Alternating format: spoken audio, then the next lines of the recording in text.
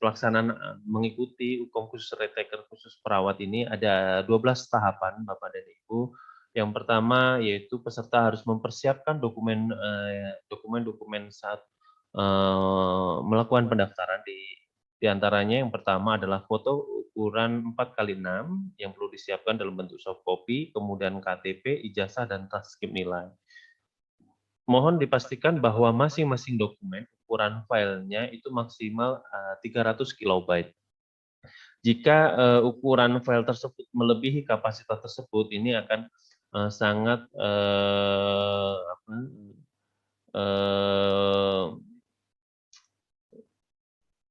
saat mengupload itu akan sangat mengganggu karena memang kita sudah memberikan ketentuan maksimal yang diupload adalah 300 kilobyte. Ketika ini melebihi dari kapasitas tersebut, takutnya nanti akan menjadi kendala sehingga tidak berhasil diupload.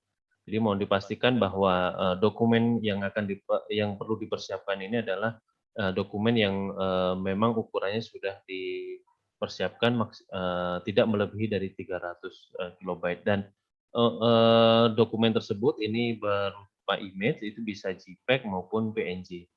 Kemudian setelah dokumennya dipersiapkan, di tahap kedua peserta bisa melakukan pendaftaran ya di alamat URL learning.bpni-ina.org.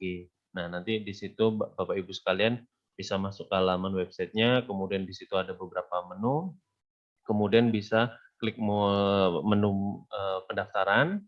Setelah itu silahkan mengisi form pendaftaran ya sesuai yang sudah disiapkan dari sisi aplikasi, dan di situ ada info konsen bahwa teman-teman peserta harus memasukkan data yang benar ya, harus memasukkan daftar yang benar. Nah, ini kami ulangi bahwa data yang dimasukkan saat melakukan pendaftaran adalah data yang benar. Apabila datanya ada dipalsukan, ketika nanti teman-teman lulus, maka panitia wajib panitia boleh menggugurkan karena di situ sudah diinformasikan bahwa di situ ada inform konsen yang intinya bahwa data yang dimasukkan adalah data yang benar.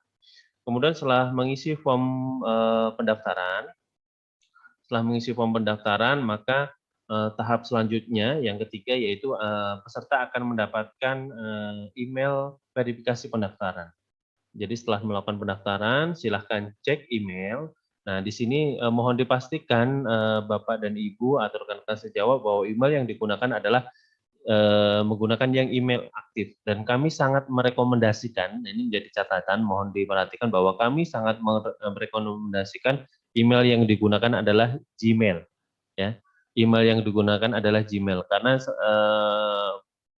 berdasarkan pengalaman kami untuk yang menggunakan email Yahoo itu sangat banyak yang mengalami kendala emailnya tidak terkirim. Jadi kami sangat merekomendasikan teman-teman rekan-rekan sejawat saat melakukan pendaftaran menggunakan Gmail. Apabila belum memiliki Gmail, silahkan membuat akun terlebih dahulu karena di sini waktu pendaftarannya tadi sesuai jadwal yang disampaikan Ibu Irna cukup panjang. Jadi mohon dipersiapkan dan mohon disampaikan kepada rekan-rekan sejawat yang mungkin tidak bisa mengikuti acara kegiatan sore ini, mohon disampaikan bahwa email yang digunakan adalah Gmail ya.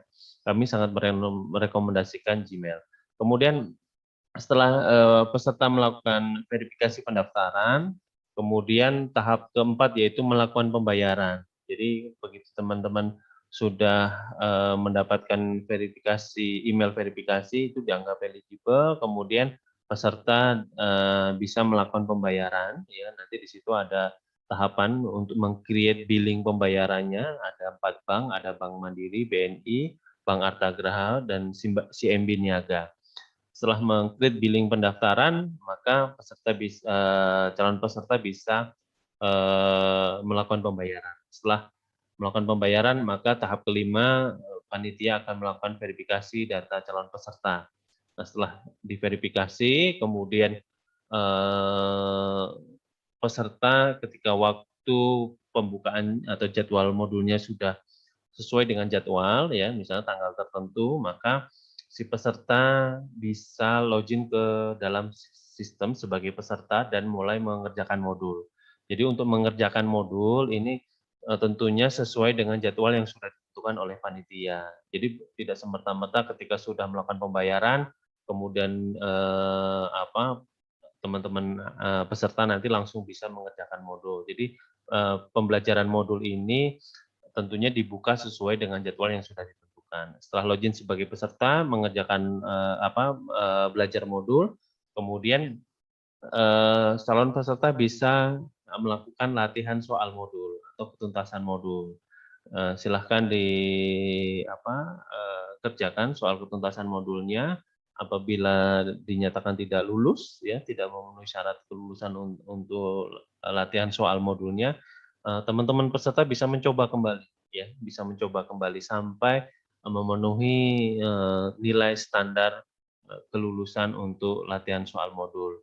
Kemudian setelah menyelesaikan semua modul, ya, kemudian peserta nanti akan diminta untuk melakukan konfirmasi mengikuti UKOM, ya di tahap 9. Jadi di situ setelah sudah menyelesaikan semua modul, ya, kalau vokasi itu ada 8 modul, kalau nurse itu ada 9 modul.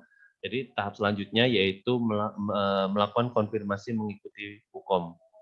Nah, tombol konfirmasi mengikuti UKOM ini akan aktif ketika memang teman-teman peserta sudah menyelesaikan ketuntasan modul, ya, dari modul 1 sampai 8 atau dari 1 sampai modul 9.